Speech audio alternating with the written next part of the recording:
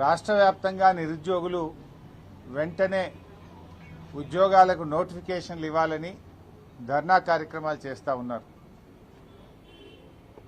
ఈరోజు రాష్ట్ర ప్రభుత్వము ముఖ్యమంత్రి ఏమో ఉద్యోగులు నోటిఫికేషన్లు వద్దంటున్నారని బుకాయిస్తూ ఉన్నాడు. ఇవాళ ఈ లైబ్రరీలో ఉన్నటువంటి యువత గత 2.5 సంవత్సరాలుగా ఎప్పుడు నోటిఫికేషన్లు వస్తాయా, ఎప్పుడు మేము జీవితంలో స్థిరపడతామని ఎంతో ఓపికగా ఎదురు చూస్తూ ఉంటే 2.5 ఏళ్లుగా రేవంత్ రెడ్డి నోటిఫికేషన్లు ఇచ్చిందే లేదు.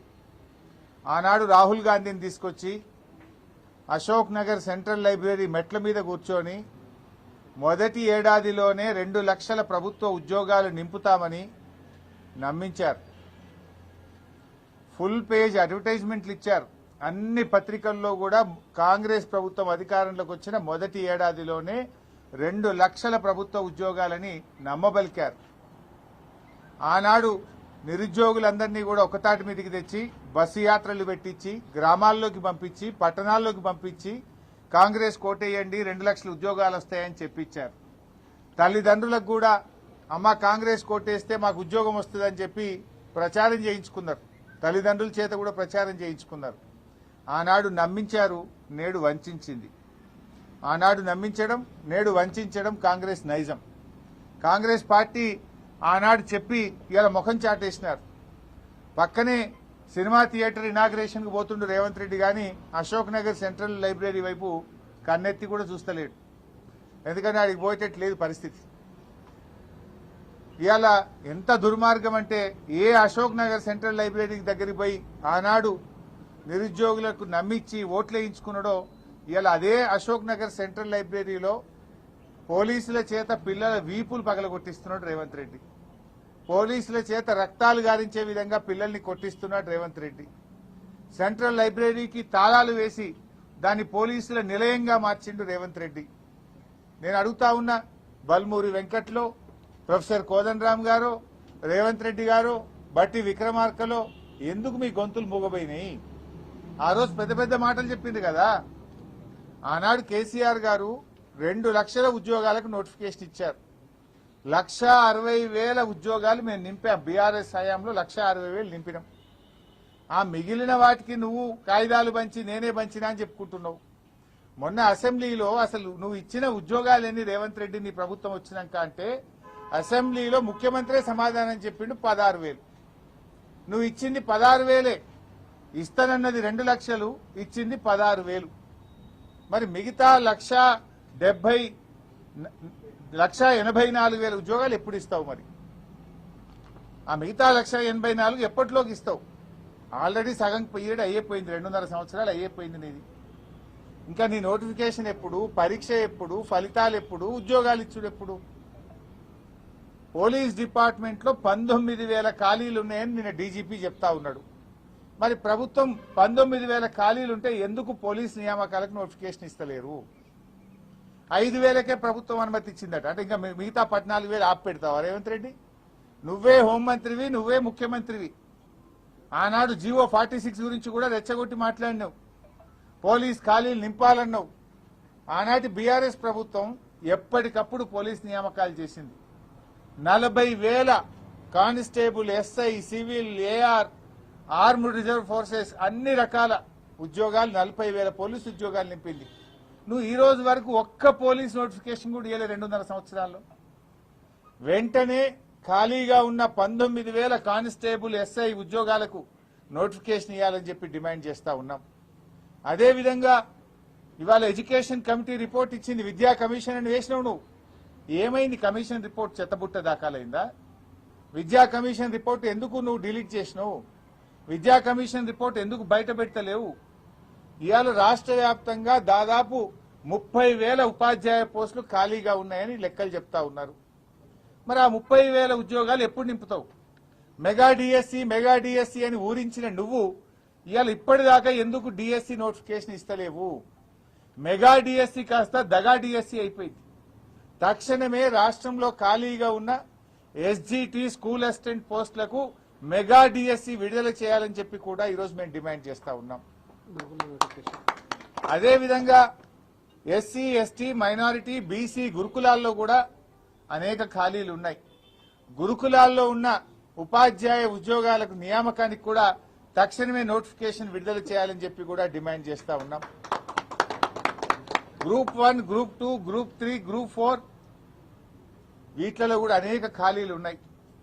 ఆ ఖాళీలను నోటిఫై చేసి అన్ని గ్రూప్ నోటిఫికేషన్స్ కూడా వెంటనే విడుదల చేయాలని చెప్పి కూడా డిమాండ్ చేస్తా ఉన్నాం.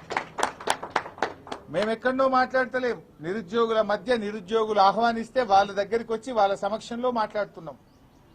నువ్వు అసెంబ్లీలో కూర్చొని పిల్లలు నోటిఫికేషన్లు వద్దంటున్నారు, మాకు జాబ్ నోటిఫికేషన్లు వద్దని ధర్నాలు చేస్తుండని డ్రామాలు బంద్ చేయి. పిల్లలే అడుగుతున్నారు నోటిఫికేషన్ కావాలని. ఆ పిల్లలు నా దృష్టికి తెస్తే పిల్లల పక్షాన నిరుద్యోగుల పక్షాన నిన్ను ప్రశ్నిస్తా ఉన్నాం. చిల్లర మాటలు కాదు కావాల్సింది, జాబ్ నోటిఫికేషన్లు కావాలి. ఏమైంది నీ జాబ్ క్యాలెండర్? అసెంబ్లీలో జాబ్ క్యాలెండర్ గా విడుదల చేసినావు, అది చిత్తుగాయిదం అయిపోయింది. నీ జాబ్ క్యాలెండర్ లో ఒక్క నోటిఫికేషన్ వచ్చిందా? నీ జాబ్ క్యాలెండర్ లో చెప్పిన ప్రకారంగా ఏ డేట్ కైనా నీ జాబ్ క్యాలెండర్ విడుదల చేసిన తర్వాత ఒక్క నోటిఫికేషన్ రాలేదు. నీ జాబ్ క్యాలెండర్ జాబ్లెస్ క్యాలెండర్ అయిపోయింది. స్క్రాప్, చిత్తుగాయిదం అయిపోయింది నీ జాబ్ క్యాలెండర్. నీ మాటలు బోగస్, నీ చేతలు బోగస్, అంతా బోగస్ అయిపోయింది కాంగ్రెస్ ప్రభుత్వం. నిరుద్యోగ భృతి ఒక దగ, ఆడపిల్లలకు స్కూటీలు ఒక దగ, విద్యార్థులకు ఉద్యోగులకు నోటిఫికేషన్లు, జాబ్ నోటిఫికేషన్లు ఒక దగ, ఫీజు రియంబర్స్మెంట్ ఉన్న పథకాన్ని ఎత్తిపడేసినావు నువ్వు. ఇవాళ చదువుకునే పిల్లలకు ఫీజు రియంబర్స్మెంట్ లేకుండా విద్యకు కూడా పిల్లల్ని దూరం చేస్తా ఉన్నావు.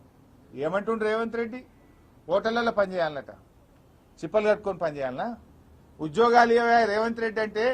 ఉద్యోగాలు లేవు, ఐటీ పోతుంది, ఏఐ వచ్చింది, హోటళ్లలో పనిచేయండి అంటుండ్రు. అంటే ఏమడుగుతున్నావు? నువ్వు బోలు కట్టుకోమంటున్నావా? హోటళ్లలో సర్వీస్ చేయమంటున్నావా? మా పిల్లలు పీజీలు చేసింది, గ్రాడ్యుయేట్లు అయింది, డాక్టరేట్లు పొందింది, బీఈడీలు చదివింది, హోటళ్లలో పనిచేయడానికి రేవంత్ రెడ్డి? ఇలా నిరుద్యోగుల్ని అవమానపరుస్తున్నావు నువ్వు. 2 లక్షల ఉద్యోగాలు ఇస్తాన నువ్వు హోటళ్లలో పనిచేసుకోండి, ప్రైవేట్లో పనిచేసుకోండి అని ఇవాళ నిరుద్యోగ యువతను అవమానపరిచే విధంగా రేవంత్ రెడ్డి గారు మాట్లాడుతూ ఉన్నారు. నువ్వు ఇచ్చిన మాటకు నిలబట్టవా?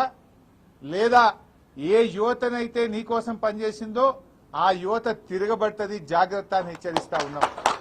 ఏ నిరుద్యోగులైతే నీ కాంగ్రెస్ పార్టీకి పనిచేసిండ్రో రేపు ఆ నిరుద్యోగులే నీ కాంగ్రెస్ పార్టీకి మరణ శాసనం రాస్తారు, జాగ్రత్త అని చెప్పి హెచ్చరిస్తా ఉన్నాం.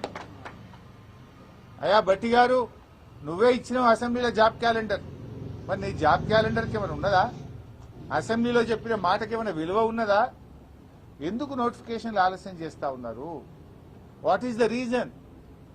పాపం పిల్లలు లక్షల రూపాయలు ఖర్చు పెట్టుకొని హైదరాబాద్ లో దిల్సుఖ్ నగర్ లో, అశోక్ నగర్ లో రూములు కిరాయిలు తీసుకొని, కోచింగులు తీసుకొని లక్షల మంది పిల్లలు నీ జాబ్ నోటిఫికేషన్ల కోసం కళ్ళల్లో వత్తులేసుకొని చూస్తా ఉన్నారు.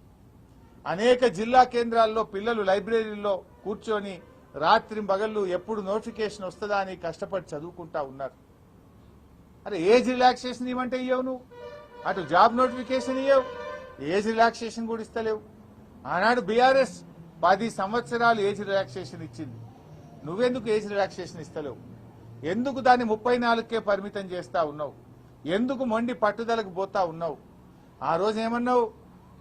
ఉద్యోగాలకు అప్లై చేసుకునే వాళ్ళకు ఫీజులు కూడా ఉండయి అన్నావు, మళ్ళీ ఫీజులు పెడుతుండే. ఇప్పుడు ఫీజులు ఉండయి, ఫ్రీగా అప్లై చేసుకోవచ్చు అని మాట్లాడినావు. మరి ఇప్పుడు ఎందుకు ఫీజులు పెడుతున్నావు? ఫీజులు ఎందుకు పెడుతున్నావు?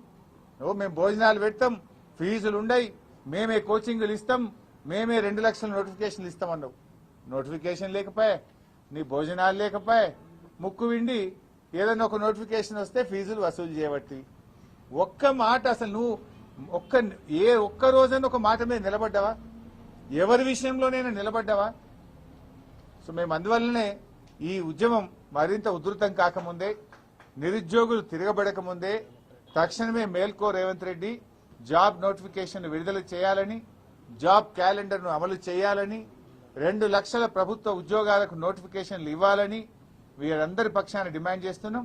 లేనట్టయితే నీ సెక్రటరియట్ ముట్టడికి పెద్ద ఎత్తున పిలుపునిస్తాం. రాష్ట్ర వ్యాప్తంగా ఉండే నిరుద్యోగులతోని మొత్తం అన్ని జిల్లాల నుంచి కలిసి మరి నీ సెక్రటరియట్ ను ముట్టడించేటువంటి పరిస్థితులు దగ్గరలోనే ఉన్నాయి. మరి అంత దూరం తెచ్చుకోవద్దని తక్షణమే నోటిఫికేషన్లు ఇవ్వాలని మేము డిమాండ్ చేస్తా ఉన్నాం. సంపూర్ణ మద్దతు నిరుద్యోగులు పేర్లు మన ఇప్పటికే చాలా ఉన్నాయి మీరంతా. మా తమ్ముళ్ళు 33 జిల్లాలు తిరుగుతూ 33 జిల్లాల నిరుద్యోగ యువతను ఏకతాటి మీదకి తేవడానికి కృషి చేస్తా ఉన్నారు. వారికి మా సంపూర్ణ మద్దతును తెలియజేస్తా ఉన్నాం. మీరు అన్ని జిల్లాలు తిరగండి, నిరుద్యోగ యువతను ఒక్కతాటి మీదకి తీసుకురండి. ప్రభుత్వం మేల్కొంటే మంచిది, లేదంటే అందరం కలిసి సెక్రటరియట్ ను ముట్టడించి ప్రభుత్వం మీద ఒత్తిడి పెంచి